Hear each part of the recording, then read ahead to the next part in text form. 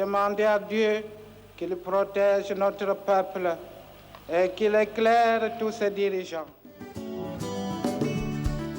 La masse qui nous attend demain, cette masse demande autre chose que le bien de vote aujourd'hui. C'est le pain, c'est le progrès. Il faut que nous puissions construire cette nation. Frantz Fanon ne disait-il pas que l'Afrique a la forme d'un revolver dont la gâchette est placée au Zaïre? Car la libération du Zaïre représente la possibilité pour tous les autres pays d'Afrique de pouvoir enfin se développer. Qu'en dépit de complots visant sa déstabilisation et sa balkanisation, la République démocratique du Congo demeure unie dans ses frontières de 1960.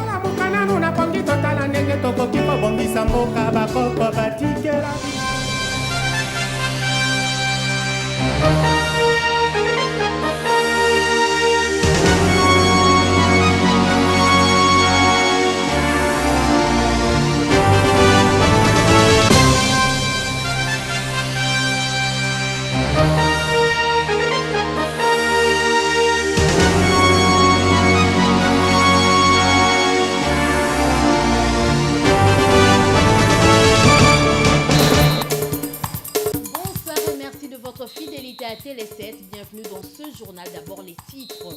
16 janvier 2001, 16 janvier 2014, 13 ans après sa disparition, les Congolais se souviennent encore de Laurent Désiré Kabila. À la clé, un culte d'action des grâces, le dépôt des gerbes des fleurs au mausolée construit en sa mémoire au Palais de la Nation, mais aussi la visite du mémorial au Palais de Marbre. Au chapitre des réactions, les Congolais dans leur ensemble ont encore frais en mémoire cet homme qui aura consacré toute sa vie à lutter contre l'impérialisme occidental. À suivre dans ce journal les points de vue des uns et des autres. Au-delà du rituel habituel, que reste-t-il du combat d'Omzé Laurent Désiré Kabila? Pas grand-chose, estiment les uns. Sa mémoire est perpétuée par ceux qui l'ont succédé, argumentent les autres. Et comme il fallait s'attendre, Kinshasa a connu une ville morte au centre des affaires comme à la cité. Pas d'activité. Les Kinois ont commémoré le 13e anniversaire de l'assassinat de Laurent Désiré Kabila dans la méditation. C'est tout pour les titres. Merci de suivre cette édition spéciale. Bonsoir, Laurent Désiré Kabila est mort il y a de cela 13 ans. Son combat, mieux sa lutte, doit continuer, insiste le président de l'église du Christ au Congo, Monseigneur Marini Bodo. Plusieurs personnalités dont le président de l'Assemblée nationale, représentant personnel de Joseph Kabila en mission, assistent à ce culte d'action de grâce organisé par la Fondation Mzé Laurent Désiré Kabila. C'était à la cathédrale du centenaire à Lingwala, Thierry Kassongo et Blanchard Kandolo. 4745 jours, soit 13 longues années, depuis que mouraient les soldats du peuple, Mzé Laurent Désiré Kabila.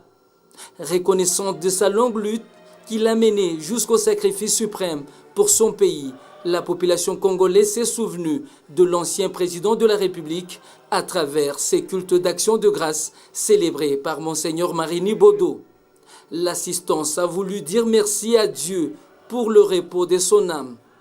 Des officiels aux côtés des forces vives de la nation, sous l'impulsion du président de l'Assemblée nationale, représentant personnel du chef de l'État. L'office religieux à l'ère d'une messe politique. L'officiant du jour exhorte le peuple congolais à l'amour de la patrie, comme ce fut le cas de Joseph Kasavubu, Joseph Désiré Mobutu et Mzé Laurent Désiré Kabila. Qu'est-ce que vous avez retenu de Laurent Désiré Kabila, qui avait plusieurs temps en cachette, quelque part au hasard, dans l'esprit et pour sortir pour un certain temps. Pasteur Théodore Mougalou a, au nom de la famille biologique de Mzé, fait la lecture de 13 premiers messages écrits par différentes personnalités dans les livres d'or à l'occasion de cette date du 16 janvier. Il a par ailleurs révélé le sens de ces cultes. La mort est douloureuse, mais plus douloureuse que la mort, c'est cette douleur subconsciente que nous ressentons continuellement dans l'âme lorsque nous perdons un bien-aimé dans des circonstances tragiques. Selon Lamentation 3, versets 17 à 23, la douleur est alors véritablement douloureuse. Mais hélas, la mort, c'est notre destin à tous. La séparation brutale et précipitée de Mzee Laurent Désiré Kabila ne laisse pas son peuple indifférent. D'autres manifestations sont organisées à travers le pays en mémoire du libérateur de la RDC. 13 ans après, beaucoup se souviennent encore de Mzee. Ils retiennent de lui son sens élevé de patriotisme et son combat infatigable pour que les Congolais se prennent eux-mêmes en charge au lieu de compter sur l'étranger. Je vous propose ces propos recueillis par Thierry Kassong et Blanchard Kandolo. Le premier acquis a été de mettre un terme au régime de dictature. C'est un élément non négligeable et avoir amené la RDC à renouer avec l'effort entamé depuis 1960 pour aller vers la démocratie. Parmi les acquis, il faut retenir le nationalisme. Le nationalisme qui est rené, le nationalisme que Mzee Laurent Désiré Kabila nous a légué. C'est un nationalisme aujourd'hui qui est resté patent. La leçon de ne jamais trahir le Congo. Ça, c'est une notion que nous allons perdurer de génération en génération. Parce que nous n'avons que ça comme la nation. On ne peut pas la trahir. On ne peut pas la trahir. Après l'officier religieux, les différentes personnalités qui ont pris part active à ce culte d'action de grâce se sont dirigées vers le mausolée de Mzee Laurent Désiré Kabila, situé au Palais de la Nation, pour déposer leurs gerbes de fleurs. Tous se souviennent du soldat du peuple, Nadine Daing et Cédric Kidimbo.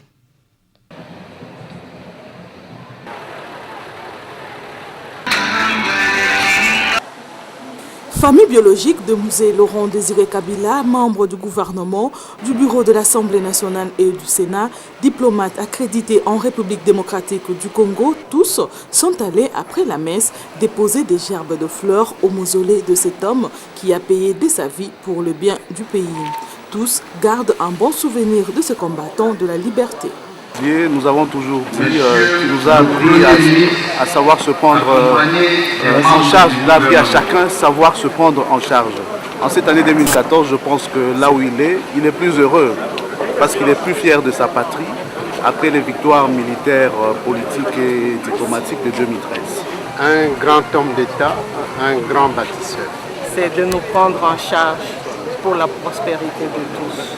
Pour un Congo prospère, et pour chasser la misère, la faim, nous devons nous prendre en charge. L'occasion étant propice, la population en a profité pour se faire photographier. Question de garder un souvenir de cet endroit où le soldat du peuple repose à jamais. Un peu plus loin de là, ils étaient encore des milliers à faire le déplacement du Palais de Marbre.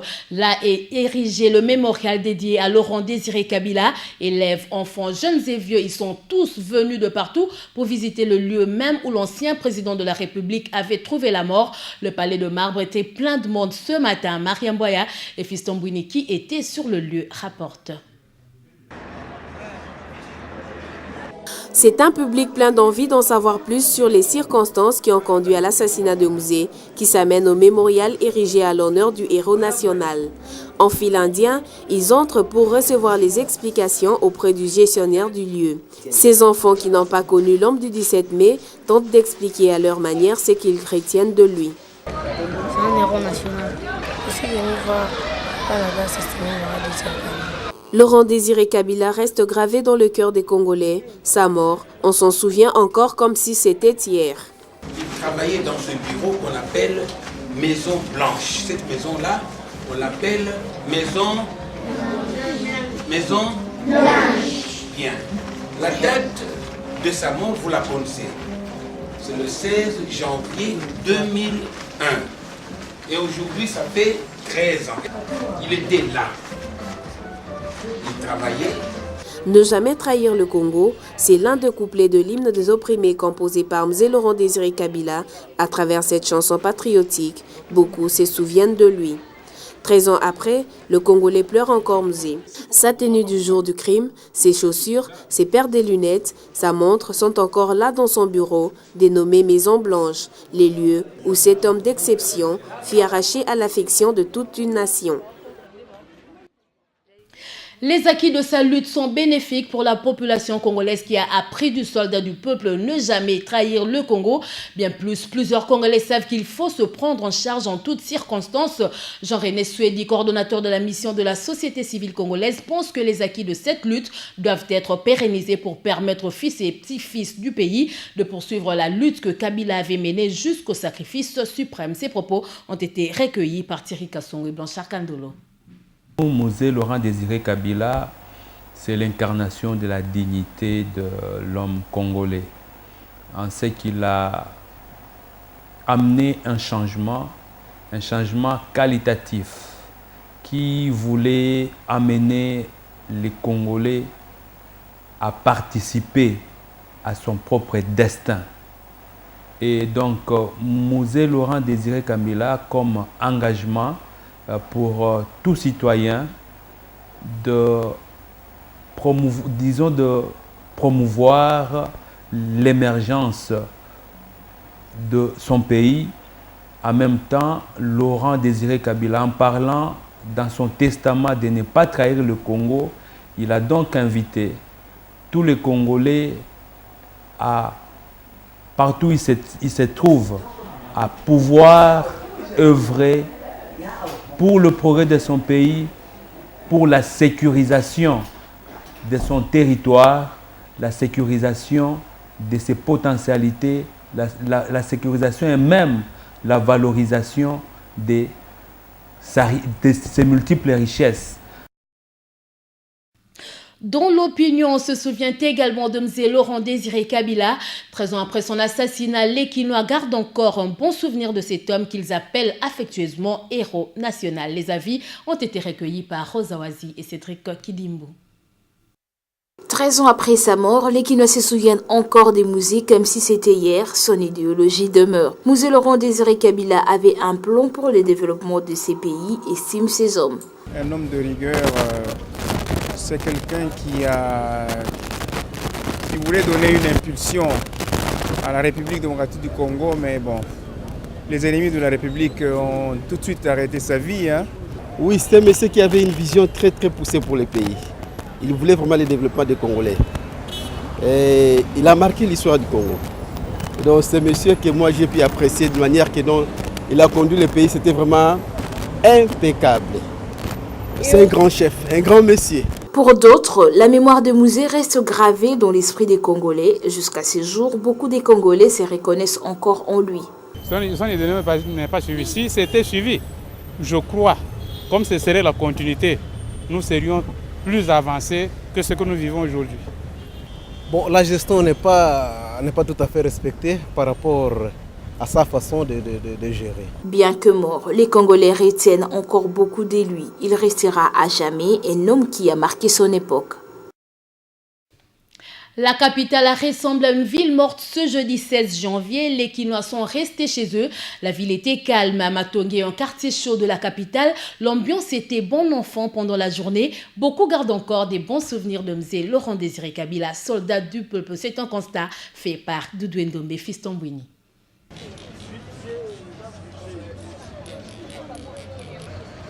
Sous une pluie fine, la vie se passe normalement à 7 heures de la journée ici à Matongé. La capitale de Kinshasa s'apprête à recevoir du monde le soir comme d'habitude. Dans ces terrasses, on s'affaire, on nettoie, on range, bref, on plante les décors car la soirée annonce déjà ses couleurs. Aux arrêts de bus comme aux centres commerciaux, tout se passe bien. Chacun vaque à ses occupations comme d'habitude. Néanmoins, tous gardent une pensée pieuse de Laurent Désiré Kabila dont le souvenir est aujourd'hui commémoré par toute la nation. Il mérite des hommages dignes de son rang.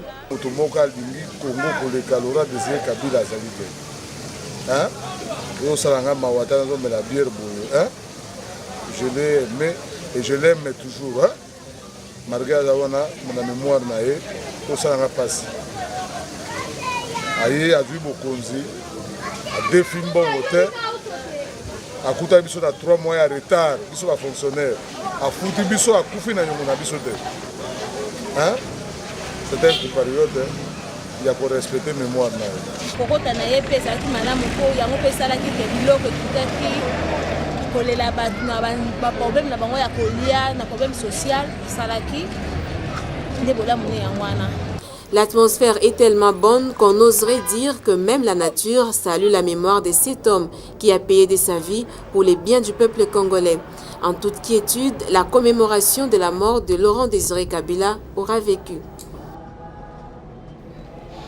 La communauté nationale s'est souvenue de Laurent Désiré Kabila, le tombeur de Mobutu. Stoppé dans sa dynamique d'imposer une autre manière de conduire le pays par un lâche assassinat, Laurent Désiré Kabila aura laissé une tache indélébile dans la mémoire des Congolais. Mzé est-il encore vivant? Voilà la question à laquelle votre rédaction tente de répondre à travers ce commentaire rendu par Oscar Bakandoa.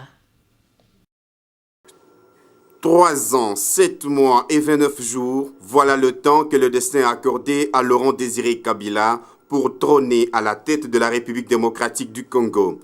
Ce vaillant soldat du peuple, après une longue marche l'ayant permis de réaliser le grand coup de son combat politique, c'est lui de chasser le dictateur Mobutu.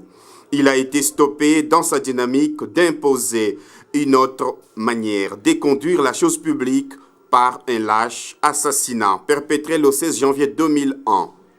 Les Congolais se souviennent encore de ces jours-là et s'en souviennent encore plus ce jeudi, à ce 13e anniversaire de sa mort. Bien plus qu'un instant de se rappeler de la mémoire de celui qui porte désormais l'étoffe de héros national. Le 16 janvier devrait être pour les Congolais cette occasion de s'arrêter et de vérifier la teneur du sentiment patriotique. Car tout peut être dit sur ce nationaliste qui, alors jeune, s'est engagé dans une vie de maquisard depuis 1960 aux premières heures de l'accession de la RDC à sa souveraineté internationale. D'aucuns n'ont retenu qu'à son arrivée au pouvoir, Laurent Désiré Kabila a emprisonné certains de ses opposants. Il a relégué d'autres villages, à l'instar de Tiens Tshisekedi. Il a suspendu les activités des partis politiques sur l'ensemble du territoire national. Il a nommé les députés nationaux qui devraient pourtant être le représentant du peuple. Il avait les tempéraments d'un va-t-en-guerre et d'un intransigeant, ainsi de suite. Mais rares sont les personnes aujourd'hui qui peuvent remettre en cause les énergies patriotiques que d'engager ce natif du Katanga. De Mzé Laurent Désiré Kabila, il garde ses constants appels à l'autoprise en charge. Plus qu'une maxime, c'était une potion magique qui s'éclatait déjà en force matérielle à travers notamment le service national, les cantines populaires, le volontariat des jeunes pour la défense de la nation, alors menacés par des rébellions inspirées de l'extérieur par la coalition rwando-ougando-burundaise. Les habitants de Tchangou barrant la route à toute une rébellion armée. Voilà ce qu'a été le Congo démocratique sous les tombeurs de Mobutu. Tout se faisait petit à petit possible avec la volonté et la communion d'un peuple avec ses dirigeants. Où en sommes-nous aujourd'hui? Nous évite-t-il encore dans les comportements des uns et des autres ou c'est le contraire? Où est donc passé le courage de cette jeunesse qui jadis était prête à tout pour la défense de la République?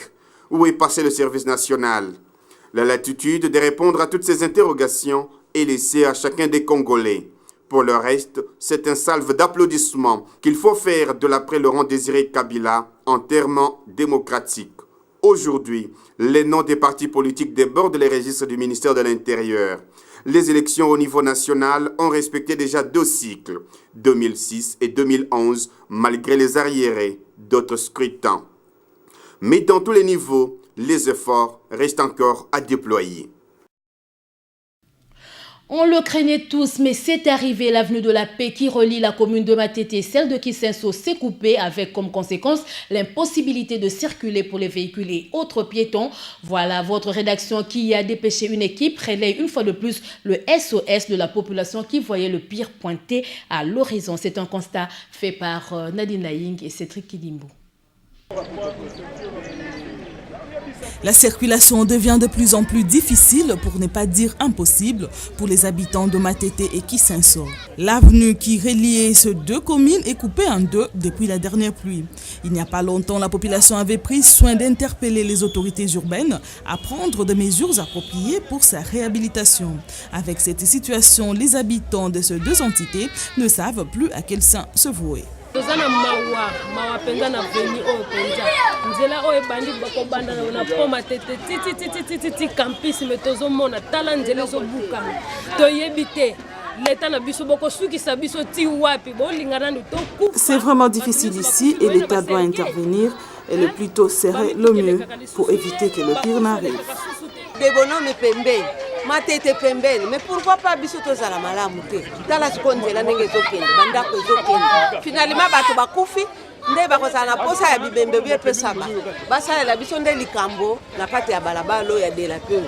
Le gouvernement provincial est placé devant ses responsabilités. L'avenue de la Paix a besoin, comme d'autres axes routiers, d'un entretien régulier.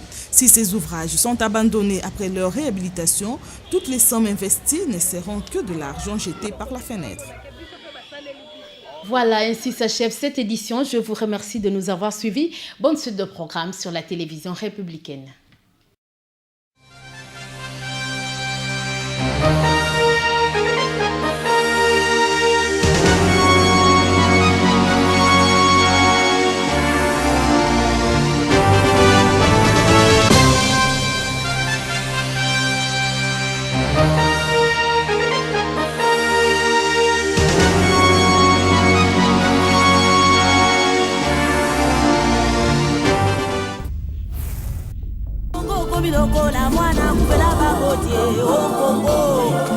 Les complots étaient déjà faits, les plans étaient déjà établis.